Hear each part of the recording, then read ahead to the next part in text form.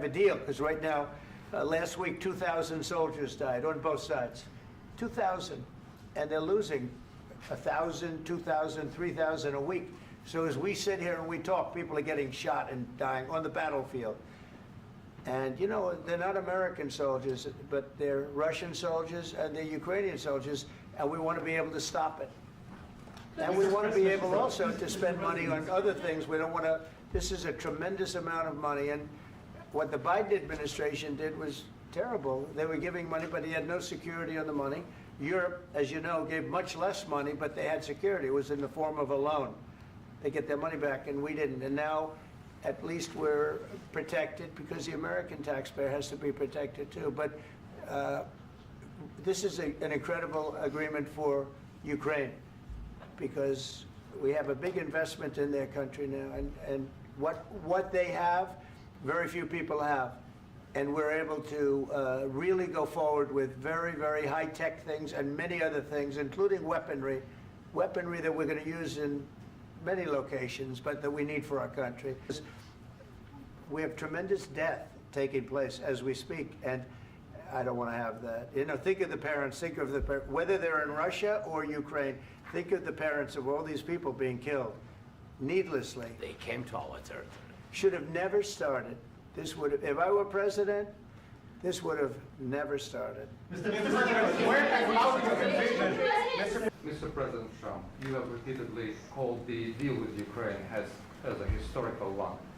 And as a president of the United States, you make historical decisions in other issues which affect America and other world. So what place in the world history do you want to take? And do you associate yourself with any famous historical figures? Yeah, I'd say George Washington, Abraham Lincoln. I would say I'm far superior to George Washington and Abraham Lincoln. Now, you know I'm only kidding, right? Because when I say that, the fake news is going to go wild. They're going to say he considers himself to be better than Washington. But you never know. You never know. I don't compare myself to anybody. I'm here to do a job. We've had a great 35 days or whatever it might be, a month, a little more than a month. We've accomplished tremendous amounts. Not only this would be a very great achievement if we could get the war stopped and get them back to normalization. I think that's going to happen. We've had very good talks on both sides, as you know. But I think we've done a very good job, just generally. If you look at all of the things we've done in 30 days, they're saying there's never been a opening for a president. The first month, there's never been a first month like we've had. And this is one of the very important things. This, to me, is one of the most important things. President Zelenskyy just said that there would be no compromises with Vladimir Putin. I just wanted to ask both of you, firstly, are there compromises that you think that President Zelenskyy is going to have to make? And President Zelenskyy, is there anything that you might be thinking that you may be able to offer or bring to the table, for example, elections? Thank you. I think you're going to have to always make compromises. You can't do any deals without compromises. So certainly he's going to have to make some compromises, but hopefully they won't be as big as some people think you're going to have to make. That's all. That's all we can do. I'm here as an arbitrator, as a mediator to a certain extent between two parties that have been very hostile, to put it mildly. They've been very hostile. There's been a vicious war. And get an agreement. And I think we're going to end up with an agreement. Otherwise, I wouldn't probably be even here today. Mr. President, I've got two questions for you. You think ultimately your legacy will be the peacemaker and not the president that led this country into another war? This has been a vicious war. You know, it's a very level battlefield, and those bullets go out, and as I've said many times, we were talking about it with Pete, many times the only thing stopping those bullets is a human body. And in the case we're talking about, generally young human bodies are stopping a lot of bullets. It's dead level. That's why it's great farmland. It's great land. It's great farmland, but there's very little protection against the bullets that are being, and other things that are being shot. And I hope I'm going to be remembered as a peacemaker. This would be a great thing if we could do this. I'm doing this to save lives more than anything else. Second is to save a lot of money, but I consider that to be far less important.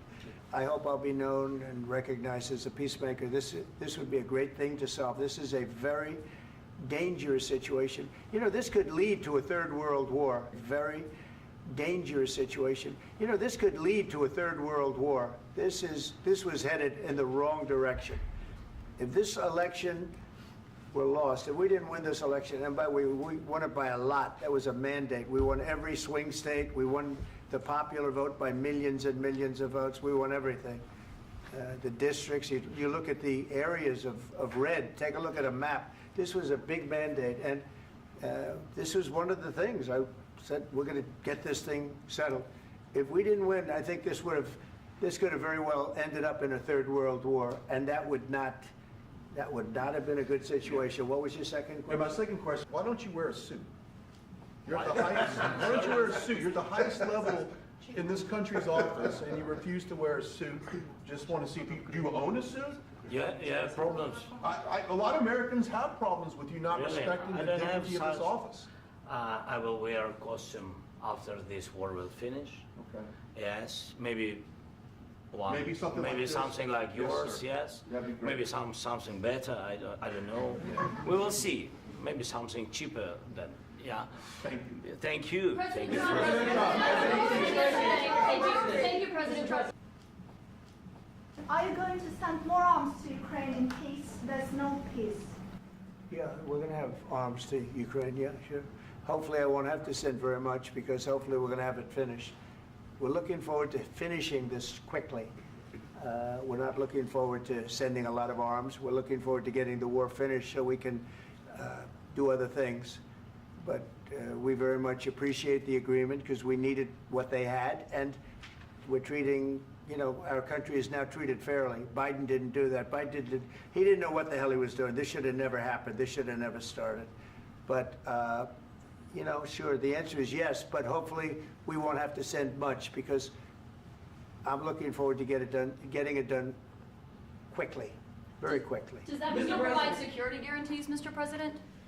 I don't want to talk about security yet, because I want to get the deal done. You know, you fall into the same trap like everybody else. A million times you say it over and over. I want to get the deal done. Security is so easy. That's about 2% of the problem. I'm not worried about security. I'm worried about getting the deal done.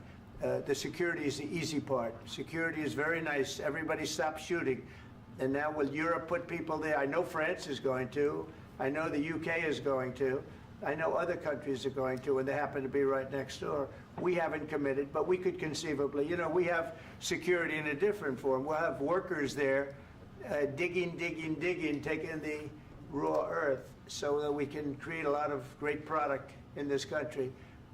So in that sense, you have something, but we haven't determined that yet. I will say, in speaking to France and in speaking to, and they were here, as you know, last week and just the other day, they have committed to a lot of security. I don't think you're going to need much security. I think once this deal gets done, it's over. Russia's not going to want to go back, and nobody's going to want to go back. President When Zelenskyy this is shaking when his this head deal no. ends, I really believe this deal is going to be over. Well, Yeah, please go ahead. Thank you. Go ahead. Thank you. Please. So Yeah. Mr. President, thank you.